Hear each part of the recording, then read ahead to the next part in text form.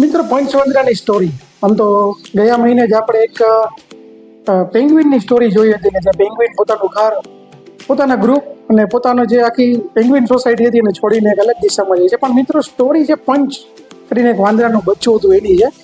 એ આપણે ઘણું બધું શીખવે છે જીવનમાં. તો આપણે ચાલો એની વાત કરીએ તો વિડીયોમાં છેલ્લે સુધી બનેલા રહેજો કે શું આખી સ્ટોરી છે કે જેના કારણે પંચ વાંદરોનું બચ્ચું જે છે ખૂબ વાયરલ થયું છે પૂરા વિશ્વભરમાં. લોકો તેને સાંત્વના પાઠવી રહ્યા છે. તો શું છે આખી આ સ્ટોરી એ વાંદરાની બચ્ચાની કે જેના કારણે લોકો એને ખૂબ પસંદ કરી રહ્યા છે, વાયરલ થયું છે. તો ચેનલને સબસ્ક્રાઇબ ન કરી તો કરી નાખજો, વિડીયોને શેર કરી નાખજો. ચાલો વાત કરીએ પંચ વાંદરાની. મિત્રો જાપાનના ટોક્યો શહેરમાં એક સિટી છે ઇચાકાવા. આ સિટીમાં એક ઝૂ છે જેની અંદર એક જે વાંદરી છે એ વાંદરાના બચ્ચાને જન્મ આપે છે.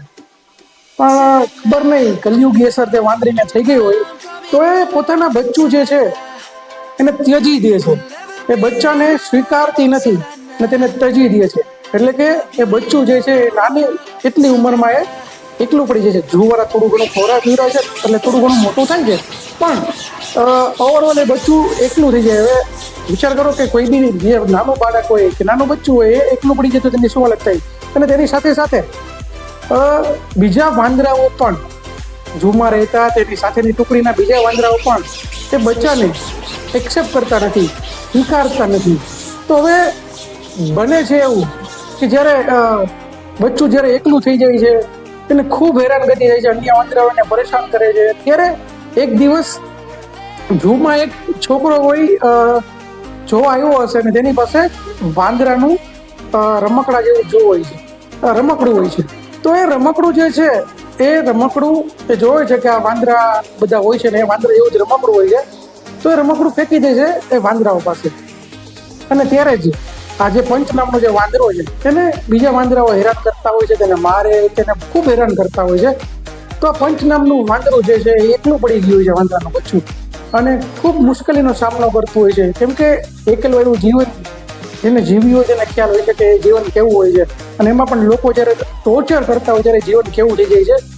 ત્યારે વાંદરાનું બચ્ચું જે છે એ જે રમકડું છે લઈ લે છે અને પછી થાય છે એવું કે જે રમકડું છે એ જ એનું સાથી બની જાય છે.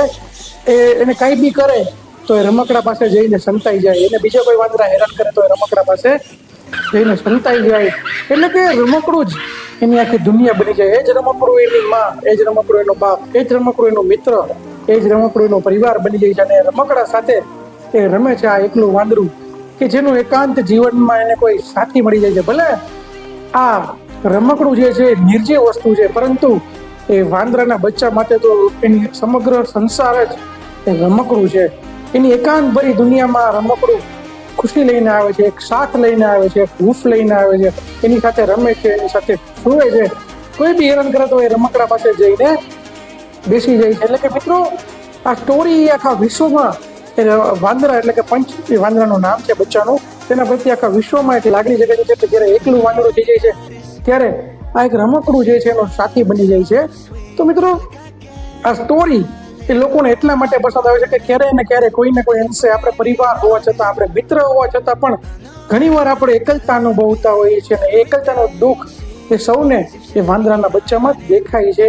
અને જ્યારે એકલતા હોય ને ત્યારે કોઈની હૂંફ મળે ત્યારે હૂંફ કેવી આપણે રાહત આપતી હોય છે એ વસ્તુ આપણે આ રમકડામાંથી જોવા મળે છે. એટલા માટે મિત્રો આ વસ્તુ એ સમગ્ર વિશ્વના લોકોના હૃદયને સ્પર્શી રહી છે.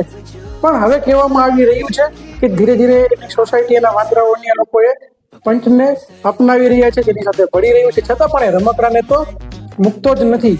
એટલે કે એની દુનિયા જે બની ગઈ હોય છે. પણ આ વાત આ સ્ટોરી આ વસ્તુ આપણે શીખવે છે કે જ્યારે પણ આપણે એકલતા હોઈએ ત્યારે ભગવાન કોઈના કોઈ રૂપે, કોઈના કોઈ સ્વરૂપે આપણે એ વસ્તુ કે વ્યક્તિને મોકલી આપતો હોય છે, જેથી કરીને આપણે એકલતા દૂર થાય. જીવનમાં હાર ન માનવી જોઈએ, બસ લડવું જોઈએ. એ આપણે આ પંચ જે છે શીખવે છે કે એકલા ભલે હોય પણ લડી લેતા આપણે આ પંચ શીખવે છે. અને ઈશ્વરે પણ આપણે સિગ્નલ આપે છે કે તમે ક્યારેય એકલા નથી, કોઈના કોઈ સ્વરૂપે તમારી સાથે રહીશ. તો આ સ્ટોરી આ વાયરલ જે વિડીયો છે ખૂબ જ લોકોને પસંદ આવી રહ્યો છે. તમે વિડીયો જોયા છે કે નહીં, તમને આ વસ્તુની ખબર હતી નહીં, કોમેન્ટ કરીને જણાવજો.